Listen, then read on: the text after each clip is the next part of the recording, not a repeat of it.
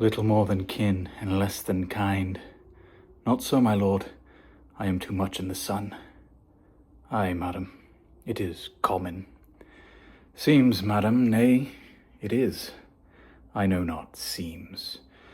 'Tis not alone my inky cloak, good mother, nor customary suits of solemn black, nor windy suspiration of forced breath, no, nor the fruitful river in the eye, nor the dejected haviour of the visage, together with all forms, moods, shapes of grief that can denote me truly. These indeed seem, for they are actions that a man might play. But I have that within which passeth show. These but the trappings and the suits of woe. I shall in all my best obey you, madam. Oh, that this too solid flesh would melt, thaw, and resolve itself into a dew, or that the everlasting had not fixed his cannon against self-slaughter.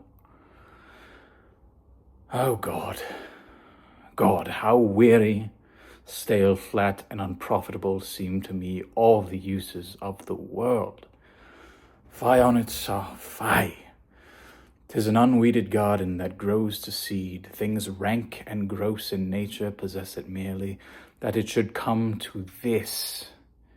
But 2 months dead, nay, not so much, not 2.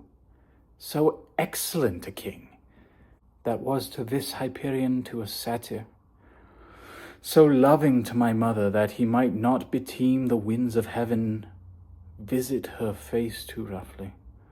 Heaven and earth must I remember, why she would hang on him as if increase of appetite had grown by what it fed on, and yet within a month. Let me not think on it. Frailty, thy name is woman. A little month, or ere those shoes were old, with which she followed my poor father's body like Niobe, all tears, why she, even she, O God, a beast that wants discourse of reason would have mourned longer, married with my uncle, my father's brother, but no more like my father than I to Hercules. Within a month, ere yet the salt of most unrighteous tears had left the flushing in her galled eyes, she married. O most wicked speed to post with such dexterity to incestuous sheets! It is not, nor it cannot come to good, but break my heart, for I must hold my tongue. I am glad to see you well, Horatio. Or I do forget myself. Sir, my good friend, I'll change that name with you. And what make you to Wittenberg, Horatio? Marcellus? I am very glad to see you. Good even, sir. But what in faith make you from Wittenberg? I would not hear your enemy say so, nor shall you do my ear that violence to make it truster of your own report against yourself. I know you are no truant. But what is your affair in Elsinore? We'll teach you to drink deep ere you depart. I prithee do not mock me, fellow student. I think it was to see my mother's wedding. Thrift, Horatio, the funeral baked meats did coldly furnish forth the marriage tables. Would I had met my dearest foe in heaven, or ever I had seen that day, Horatio, my father. Methinks I see my father in my mind's eye, Horatio. He was a man, take him for all in all. I shall not look upon his like again. So? Who? The king my father? For God's love, let me hear. But where was this? Did you not speak of it? 'Tis very strange. Indeed, sirs, but this troubles me. Hold you the watch tonight? Armed, you say? From top to toe? Then saw you not his face? What, looked he frowningly, pale or red, and fixed his eyes upon you? I would I had been there. Very like, stayed it long? His beard was grizzled now. I will watch tonight. Perchance 'twill walk again. If it assume my noble father's person, I'll speak to it, though hell itself should gape and bid me hold my peace. I pray you all, if you have hitherto concealed this sight, let it be tenable in your silence still, and whatsoever else shall hap tonight, give it an understanding, but no tongue. I will requite your loves, so fare you well. Upon the platform, twixt 11 and 12, I'll visit you. Your love says mine to you. Farewell. My father's spirit in arms? All is not well. I doubt some foul play. Would the night were come, till then sit still my soul. Foul deeds will rise, though all the earth overwhelm them, to men's eyes.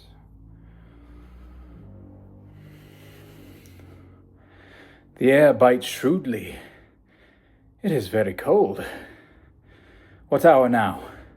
The king doth wake tonight and takes his rouse, keeps wassail, and the swaggering uprising reels, and as he drains his draughts of Rhenish down, the kettle drum and trumpet thus bray out the triumph of his pledge. Aye, merry is it, but to my mind, though I am native here, and to the manner born, it is a custom more honoured in the breach than the observance. This heavy-headed revel, east and west, makes us traduced and taxed to other nations. They clip us drunkards, and with swinish phrase soil our addition, and indeed it takes from our achievements, though performed at height, the pith and marrow of our attribute. So oft it chances in particular men that for some vicious mole of nature in them, as in their birth wherein they are not guilty, since nature cannot choose his origin, by the overgrowth of some complexion, oft breaking down the pales and forts of reason, or by some habit that too much overleans the form of plosive manners, that these men carrying, I say, the stamp of one defect, being nature's livery or fortune's star, their virtues else, be they as pure as grace, as infinite as man may undergo, shall in the general censure take corruption from that particular fault. The dram of evil doth all the noble substance often doubt to his own scandal. Angels and ministers of grace, defend us. Be thou a spirit of health or goblin damned. Bring with thee airs from heaven or blasts from hell. Be thy intents wicked or charitable, thou comest in such a questionable shape that I will speak to thee. I'll call thee Hamlet, king, father, royal Dane. Oh, answer me. Let me not burst in ignorance, but tell why thy canonized bones, hearsed in death, have burst their cerements, why the sepulchre within we saw thee quietly inurned. What may this mean, that thou, dead corpse, again in complete steel revisits thus the glimpses of the moon, making night hideous, and we fools of nature so horridly to shake our disposition with thoughts beyond the reaches of our souls? And say, why is this? Wherefore? What should we do? He will not speak. Then will I follow it. Why, what should be the fear? I do not set my life at a pin's fee, and for my soul, what can it do to that, being a thing immortal as itself? It waves me forth again, I'll follow it. It waves me still, go on, I'll follow thee. Hold off your hands. My fate cries out, and makes each petty attire in this body as hardy as the Nemean lion's nerve. Still am I called. Unhand me, gentlemen. By heaven, I'll make a ghost of him that lets me. I say, away. Go on, I'll follow thee. Whither wilt thou lead me? Speak, I'll go no further. I will. Alas, poor ghost. Speak, I am bound to hear. What? Oh God, murder! Haste me to know it, that I, with wings as swift as meditation or the thoughts of love, may sweep to my revenge. Oh, my prophetic soul. My uncle? Oh, horrible, horrible, most horrible. Oh, you host of heaven, O earth, what else? And shall I couple hell? Hold my heart. And you, my sinews, grow not instant old, and bear me stiffly up. Remember thee? I, the poor ghost, while memory holds a seat in this distracted globe. Remember thee, yes.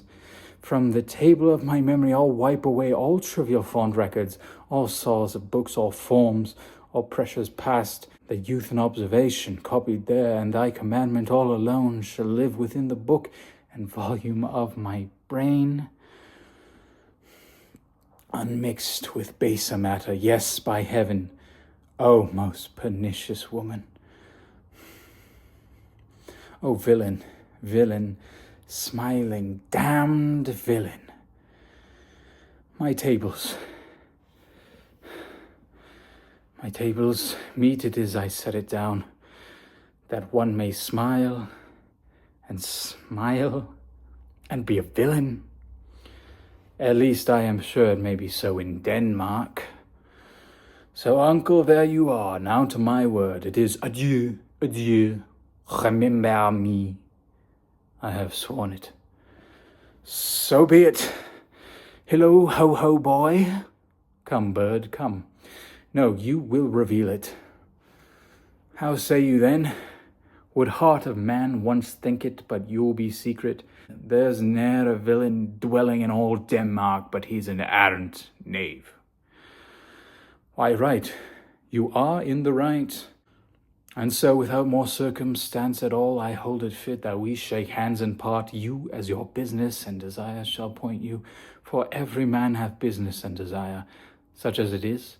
And for my own poor part, look you, I'll go pray. I am sorry they offend you heartily. Yes, faith, heartily. Yes, by Saint Patrick. But there is, Horatio, and much offence too, touching this vision here. It is an honest ghost. Now let me tell you, for your desire to know what is between us, overmaster it, as you may. And now, good friends, as you are friends, scholars and soldiers, give me one poor request. Never make known what you have seen tonight. Nay, but swear to it. Upon my sword. Indeed, upon my sword, indeed. Aha, boy, sayest thou so? Art thou there, true penny? Come on.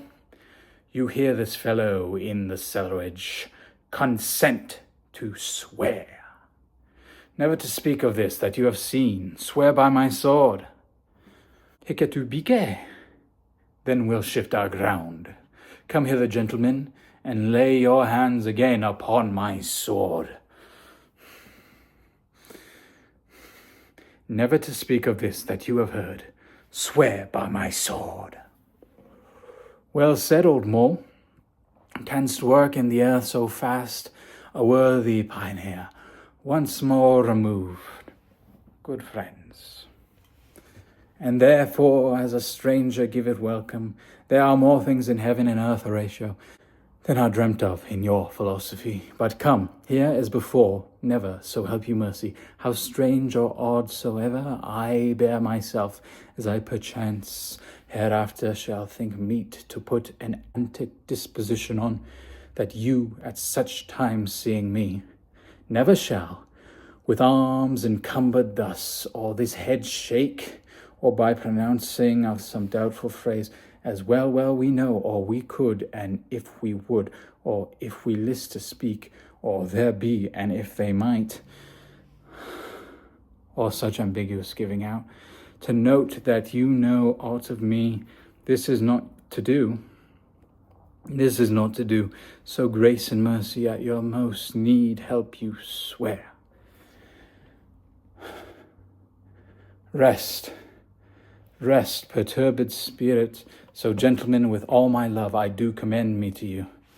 And what so poor a man as Hamlet is may do to express his love and friending to you, God willing, shall not lack.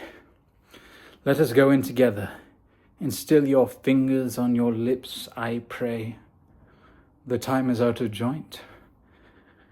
O cursed spite that ever I was born to set it right. Nay, come, let's go together. Hamlet, Act 1. That was the part of Hamlet.